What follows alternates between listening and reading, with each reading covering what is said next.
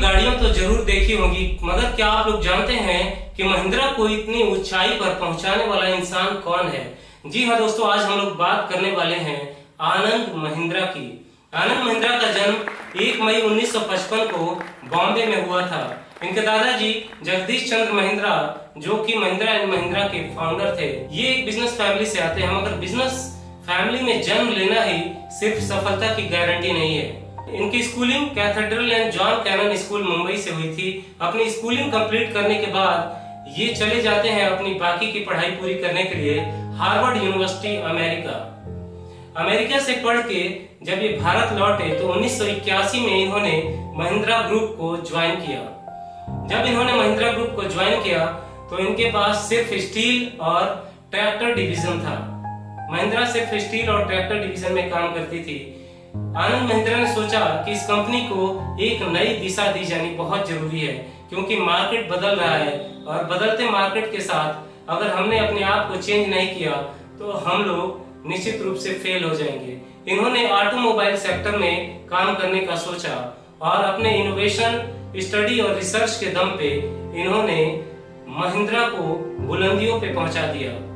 1990 के दशक में भारत में ऑटोमोबाइल सेक्टर बदल रहा था और इन्होंने एसयूवी सेगमेंट पे काम करने का सोचा।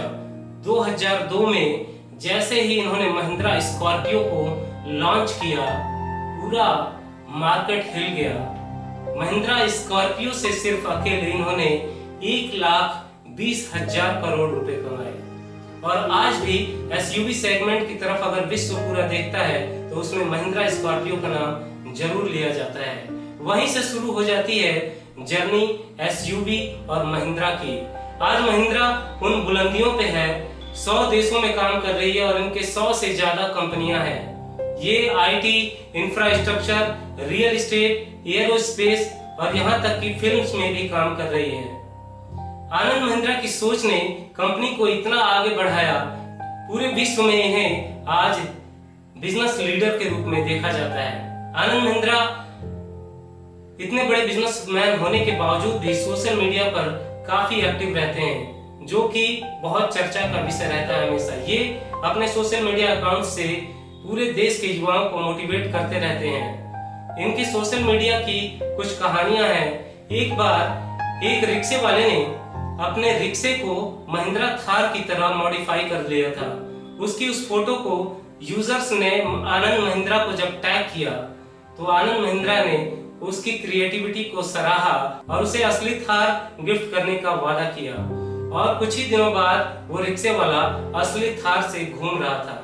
तो ये जो वादा करते हैं उसको जरूर पूरा करते हैं। इसी तरह की एक घटना और है। एक यूजर ने इनके ट्विटर अकाउंट पे लिखा कि सर, हमारे देश में बहुत सारे युवा पैसे के अभाव में जो टैलेंटेड तो हैं मगर पढ़ाई नहीं कर पाते हैं, क्या उनके लिए आप कुछ करने वाले हैं?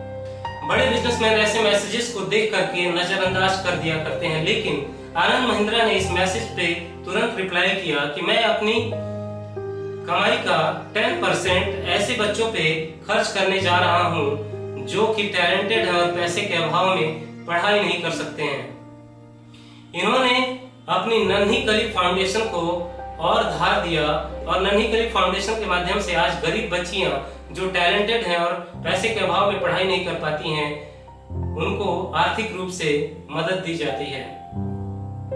इसी तरह की एक और घटना है। एक किसान ने एक मोटर बाइक को इस तरह से क्रिएटिवली डिजाइन किया था कि उसमें वो पूरे परिवार को लेकर बैठ जाता था और उसकी इस फोटो को जब यूजर्स ने टैग किया तो आनंद महिंद्रा ने उसकी इस क्रिएटिविटी और कल्पना शक्ति को सराहा, उसे अपने पास बुलाया और उसके इस डिजाइन को अपने 2 व्हीलर सेगमेंट जो है उसकी रिसर्च टीम के साथ जोड़ा।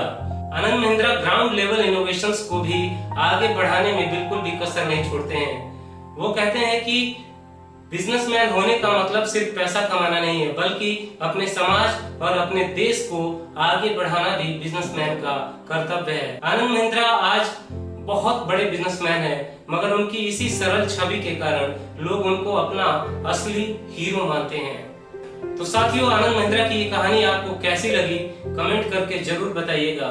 इसी तरह की स्टार्टअप, एंटरप्रेन्योरशिप और इंस्पिरेशनल कहानियां लेकर मैं हमेशा आप लोगों के साथ उपस्थित होता रहूंगा। मिलते हैं अपनी नेक्स्ट वीडियो में। जय हिंद, वंदे मातरम।